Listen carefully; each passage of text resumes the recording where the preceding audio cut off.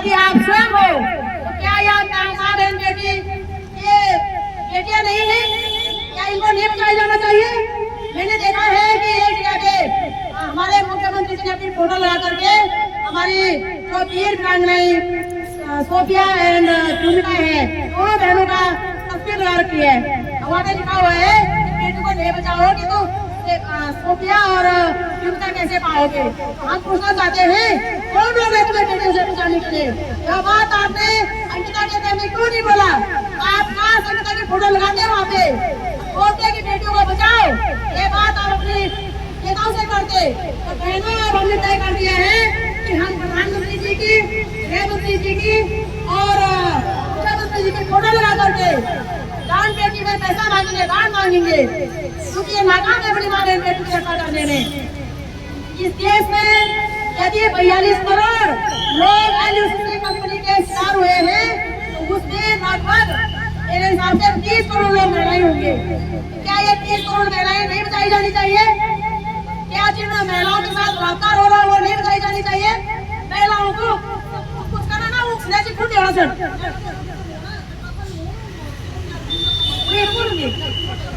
यदि महिलाएं काम कर रहे हैं तो ये काम श्रेय ले जा रहे हैं। उन बलात्कार की फोटो लगाने तो बोले उन बलात्कार की फोटो भी लगावा तुम बोलो ना ये बलात्कार की लेके आ रही ये ऐसी संगठन की फोटो लगावा तुम ठगी लेके आ रही है ना? तुम कहाँ किस उसमें पड़े हुए तुम लोग? तो मैं बहनों से कहूँगी आप लोग को बिल्कुल चिंता करने की आवश्यकता नहीं है ना। हमारे पास बहुत ऑप्शन ये है कि हमारी सरकारें इमरजेंसी फंड बना करके हमारा पैसा जल्द से जल्द और सम्मान सही वापस करें। दूसरा ऑप्शन सरकार के पास ये है सरकार जिसके लिए बनी करी है उसकी संपत्ति को पूर्ति करके जल्द से जल्द हमारा पैसा हमें सम्मान सही वापस करें। अन्यथा हमारे पास चुनाव करनी चाहिए सरकार दान पेटी बनोड़ और मुख्यमंत्री की, प्रधानमंत्री की, गृहमंत्री की और कृषि मंत्री मंत्री उन सभी टोटल होड़ सभी तरह चाहे आपको हो चाहे बस हो चाहे मंत्री को चाहे हो तब साफ तुमको आएगी तुम्हें शर्म आएगी कि तुमने अपनी माँ बहन की क्या हालत डाली है। तो हम अपना अधिकार मांगते नहीं किसी से भीख मांगते। शासन प्रशासन होश में आओ तुमको आना होगा वरना वापस जाना होगा। आने बेटुका पाई पाई चुकाना होगा खाना होगा। हम अपना अधिकार मांगते नहीं किसी से भीख मांगते। केंद्र सरकार होश में आओ राज्य सरकार होश में आओ गृह मंत्रालय होश में आओ कृषि मंत्रालय होश में आओ सहकारिता मंत्री होश में आओ होश में तुमको आना होगा वरना वापस जाना होगा। होश में तुमको आना होगा वरना वापस जाना होगा।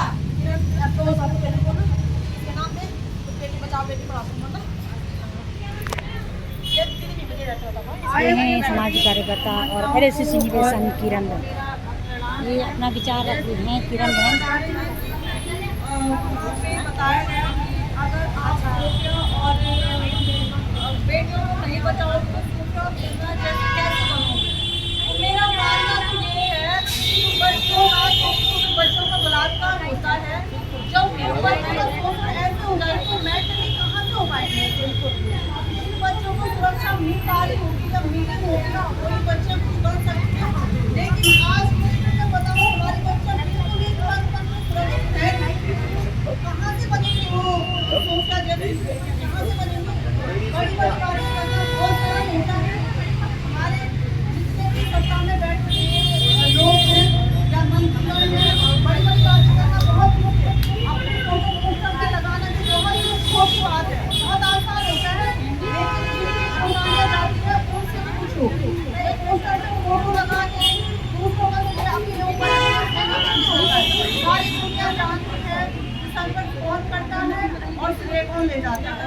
तो मेरे यहाँ पे मंत्री संतरियों से यही बोलना है और जितने भी हमारे ये जो सत्ता में बैठे हुए लोग हैं हमारा पैसा कब तक मिलेगा आप हमें डेट बता दीजिएगा क्या कार्रवाई हो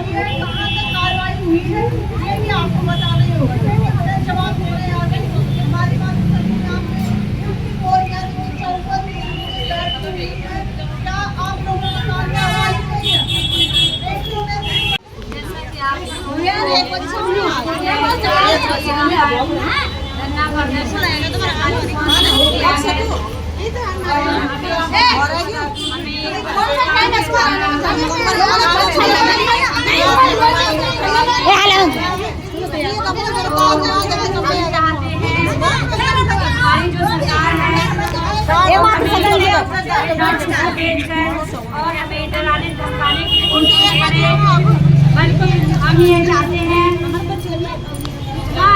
नोटिस हमें भेज रहे हो या डराने धमकाने की कोशिश कर रहे हो। हमारा समय करते थे, हमारा भुगतान कब तक होगा, कैसे होगा और किस हालत में होगा, ताकि आप हमें नोटिस भेजो और हमें इस तरह से गुमराह करो। जैसे कि हम 2 बार, आप लोगों को पता ही है कि सिंघामी की आवाज़ पोस्ट का एड में है, पौड़ी, श्रीनगर, ऋषिकेश, सब जगह पर हफ्ते इधर उधर घूम रहे हैं। हम तो ऐसे भी थके गए हैं और वैसे भी थके जा रहे हैं, क्यों हम परेशान हैं। घर में हमें हमारे कस्टमर रहने नहीं देते हैं, रोज फोन आ रहे हैं, तो हम क्या करें, इसलिए हम परेशान हैं। और आप लोग ये संज्ञान में ले लो कि आप हमें अगर डराओगे धमकाओगे तो हम होने वालों में से नहीं हैं। हम और उग्र रूप लेंगे। या तो आप हमें हमारा समय तय करो, हमारे भुगतान का समय तय करो, और या हमें जेल में डालो और हमें क्या हमें इस तरह गुमराह मत करो। अगर आपको परेशानी है, प्राण छोड़ दिए, पद पर नहीं छोड़ेंगे वो, छोड़ो, प्राण छोड़ दिए वो पद पर नहीं छोड़ेंगे। भुगतान कौन करेगा? हम पूरी अपनी मांग करेंगे, अपने भुगतान की मांग करेंगे। कल हम पूरे सुबह से शाम तक पहुँच गए, बारिश में, पहले सुबह के टाइम पे धूप थी, दिन में बारिश थी, और ऐसे ही हम अपने घरों से भटकने पे लगे हुए हैं। लेकिन कहीं किसी भी सरकार के कान में किसी भी तरह की कोई बात नहीं जा रही है। क्यों आप लोगों ने ऐसी मौन धारण कर रखा है, ऐसी चुप्पी साध रखी है? आप लोग क्यों नहीं हम लोगों को कोई राह दिखा रहे हो? आपके बलात्कार रुकता, डकैत रुकता, तो ये तमाम चीजें रुकती, लेकिन इन्होंने ममता को जो है 4 दीवारों के अंदर बंद करा। जिसको बाहर आना चाहिए था ममता को, अगर ममता बाहर निकलती तो जिस देश में न कभी क्राइम होता, न भ्रष्टाचार होता, न बलात्कार होता, न अत्याचार होता, न कभी डकैती होती, तो जिसको बाहर रखना चाहिए था वो यूँ भीतर धरी ममता, जो होता है भीतर रखना चाहिए ना, बाहर है ना, गाय देवासन। तो मैं अपनी बहनों से कहना चाहूंगी कि ये आपका योगदान है, ये आपका प्रताप है, ये आपका ममत्व है, ये आपका अस्तित्व है, और ये आपकी चेतना है। ये श्रीनगर इतिहास का ऐसा पन्ना बन गया है कि यहाँ से संपूर्ण भारत में ईमान की, करुणा की, संवेदनाएं की और सत्य की लहर चलेगी। आज के बाद नारी शक्ति, यहाँ से ईमानदारी जिंदाबाद, करना सीखेगी। आज तक वही संघर्ष कौन सीखी ना, आज तक हमने संघर्ष करना सीखा, लेकिन आज के बाद ईमानदारी करना सीखेगी। लेकिन जो लीडर हर घर में जाके लोगों को बेटों को जोड़ा था, आज वो हमेशा पीछे रहते हैं। अगर कहीं कोई बात लड़ेंगे सबसे पहले आते हैं। वही तो वो यो धरती जो ईमानदारा निर्माण करनी, ये धरती जो है तंत्र को भ्रष्टाचार मुक्त कर रही है और समाज को तमाम प्रकार की कुरीति से मुक्त कर रही है, भय से मुक्त कर रही है। क्योंकि समाज के बीच में भय है ना कि हम कुछ कर देला तो कोई हमसे कुछ निकाल दे लो, तो ये भय मुक्त का केंद्र बन रहा है, ये भ्रष्टाचार मुक्त का केंद्र बन रहा है, ये डकैती मुक्त का केंद्र बन रहा है। आने वाले वर्षों में नशा मुक्त का केंद्र बनेगा। ये संपूर्ण भारत के वासियों के रग रग में ईमानदार, सच्चाई, प्रेम, करुणा भरेगा, है ना। तब कैसे डरने लगे? अगर नहीं भी तुम्हारे बीच ना, और तुम्हारे साथ कोई कुछ बोलेगा, तुम सीने चौड़ा करके बोलोगे, होते कौन है हमारे साथ शोषण करने वाले? क्या होता है आपके हमसे खुद तू करके भी बात करने की, है कि नहीं? आप सवाल पूछोगे। तो ये केंद्र, इसकी जिम्मेदारी, इसका सिरे आप सभी मातृशक्ति को जाता है, जो भी मातृशक्ति यहाँ पे अपना अमूल्य योगदान दे रहे हैं। आप न केवल अपना समय का योगदान दे रहे हैं, आप लोग अपना ममत्व का योगदान दे रहे हैं, आप लोग अपने बुद्धिमत्ता का योगदान दे रहे हैं। जो काम हमारे शासन को, हमारे प्रशासन को, समाज में बैठे बुद्धिजीवी को करना चाहिए था, वो काम हमारी माँ बहन बेटे कर रही है। इसलिए तो सभी हीरे से पक्ष हो विपक्ष हो, सभी लोग हमारे ईमान को देखकर, नारी शक्ति की पाठशाला हो गई है ना। वो ईमान है और ईमान को देख करके पूरा विश्व हिलता है। सत्य सावित्री ईमान से ना तो यमराज को उसके पति का प्राण छोड़ने पड़े, है ना। अग्नि माँ सीता पहुंच थी, अग्नि को माँ सीता को जिंदा रखना पड़ा, है ना जी। वो माँ द्रौपदी ईमानदार थी, भगवान श्री कृष्ण को माँ द्रौपदी का चीर को बढ़ाना पड़ा। तो ईमान के परिचय, ईमान परिचय से हमारे नगर में है, ठीक है। तो आप लोग बिल्कुल मायूस ना हुआ, सरकार वाला तुम्हारा पैसा सा सम्मान सहित वापस भी दियो, और आने वाले भविष्य में सरकारों को तुम्हारे चरण छूने पड़ेंगे, तुम्हारे चरण छू करके माथे पर लगाना पड़ेगा कि तुमने हमारे अंदर का करप्शन खत्म किया, तुमने हमारे अंदर का शैतान खत्म किया, तुमने हमारे अंदर को तमाम विकृत मानसिकता खत्म की, जिस मानसिकता को लेकर के हम पद पदों की दांव में, धन दौलत की दौड़ में कुछ भी कर रहे हैं ये लोग। तुम्हारे माँ बेटी हम बलात्कार से बना कर होंगे, वो भैया क्या पसंद करना कुछ करना चाहिए ना। तो ये बहुत बड़ी बात है बहनों। तो इस संदर्भ में थोड़ा मेरी बड़ी बहन लक्ष्मी जी ने प्रकाश डालेगी महिलाओं के अंदर का असल में अस्तित्व क्या होता है। महिलाओं के बलात्कार के भी राजनीतिक रोटियां सेकी जा रही हैं, सिलेक्टिव मुद्दे उठाए जा रहे हैं। हमें इसका बहुत ज्यादा खेद है। इसलिए मैं माता शक्ति से कहना चाहूंगी, आप ही अपने आप को बचा सकते हो। एक गीत शोभा जी की कविता कि उठो द्रौपदी शस्त्र उठा लो, अब खाना नहीं आएगा, अब गोविंद ना आएंगे, है ना। अपनी चीर हरण स्वयं बचा लो, अपना चीर, तुम्हारे गोविंद अब नहीं आएंगे। तुम्हें स्वयं ही अपने अस्तित्व को बचाना होगा, अपनी अस्मिता को बचाना होगा, अपने अधिकारों को छीन कर लेना होगा। और हम भी देखते हैं कि कौन तुम्हें तुम्हारा अधिकार नहीं देते। मैं तो कह रही हूँ इस मन से, खुले मन से कह रही हूँ कि मेरे उत्तराखंड वासी, मेरे माता शक्ति सिर्फ एक हफ्ता के लिए मेरे साथ खड़े हो जाए। हम प्रत्येक पद कदों से काम न करने वालों को सड़क पर घसीट कर लाएंगे और उनको जिम्मेदारी तय कराएंगे, उनको मजबूर कर देंगे जनता के काम करने के लिए। लेकिन दुर्भाग्य देखेगा कि हमारे लोगों को लगता है कि हमारा काम सिर्फ वोट देना है, हमारा काम सिर्फ उनके ऊपर फूलमाला अपनाना। किस बात की फूलमाला अपनाए हमने वो क्या कारगिल का युद्ध जीत के आए हैं क्या वो चाइना का युद्ध जीत के आए हैं, क्या वो गोल्ड मेडल लेके आए हैं क्या? हम अपने नेताओं को किस बात की फूलमाला पहनाए? क्या किया हमारे नेताओं ने? यदि किया होता तो हमें पिछले 47 दिन तक इस धरने स्थल पर बैठना पड़ता। दुर्भाग्य देखेगा कि मुझे सूत्रों के हवाले से और अपने शासन प्रशासन के रवैये को देख करके पता चल रहा है कि शासन प्रशासन जो है हमारे गरीब पीड़ित सीपी एजेंटों के खिलाफत में केस करने वाले थे। वो तो हम इस केस में घुस गए, हम इस मामले में घुस गए कि हमने उनसे पूछा कि सीपी की बात भी छोड़ेगा, डकैत की बात भी छोड़ेगा, आप बताइएगा कि आपकी इस डकैतों के मामले में आपकी क्या भूमिका है? आपने परमिशन क्यों दिया? आपने मॉनिटरिंग क्यों नहीं की? आपके नाक के नीचे इतना भारी भरकम घोटाला कैसे हो गया? तब जाकर उनको आकर ठिकाने आए। ये गलती तो सीपी की नहीं थी, गलती तो हमारी थी। हमने परमिशन नहीं देना था, हमने मॉनिटरिंग करनी थी, हमने भागने नहीं देना था।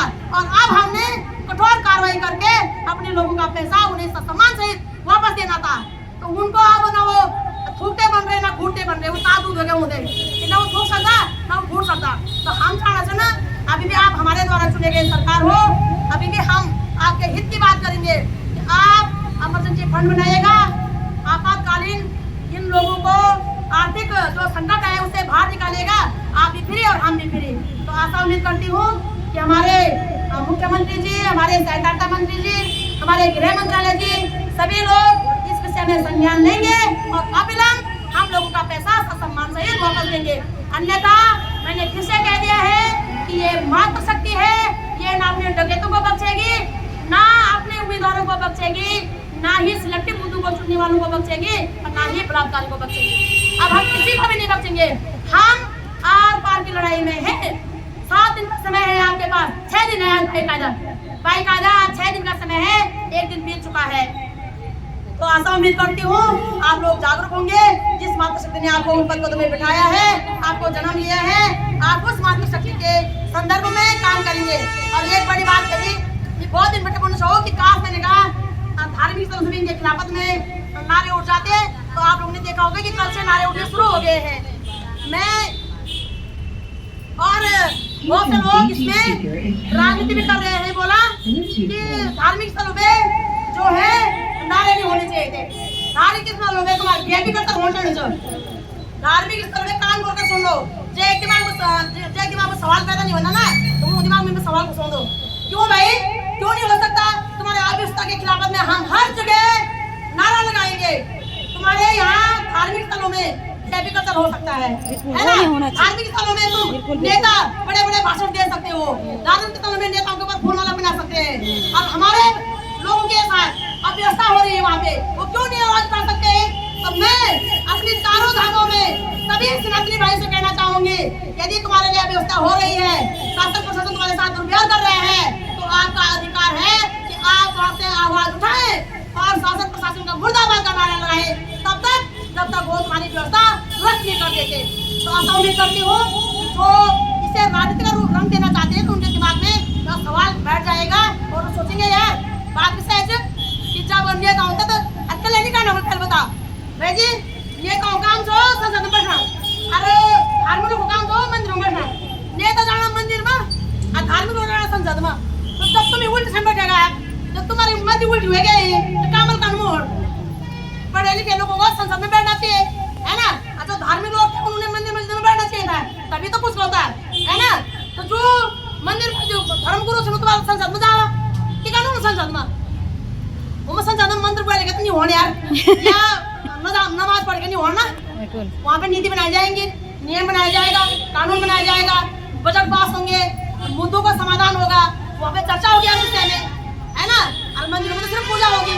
तो तुम लोगों ने नेता तो मंदिर में घुसा दे रहे हो और उनको जो हमारे धर्मगुरु उनको तुम विधानसभा में घुसा रहे हो, कह रहे हैं कि भाई राजनीति होगी, तो राजनीति होगी भाई, है ना? तो दरअसल राजनीति बनी भ्रष्ट नीति से तुम राजनीति बंद कर रहा तो ऑलरेडी सब कुछ ठीक हो जाओ, है ना?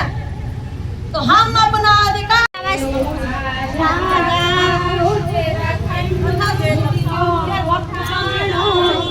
एक और बोल रहे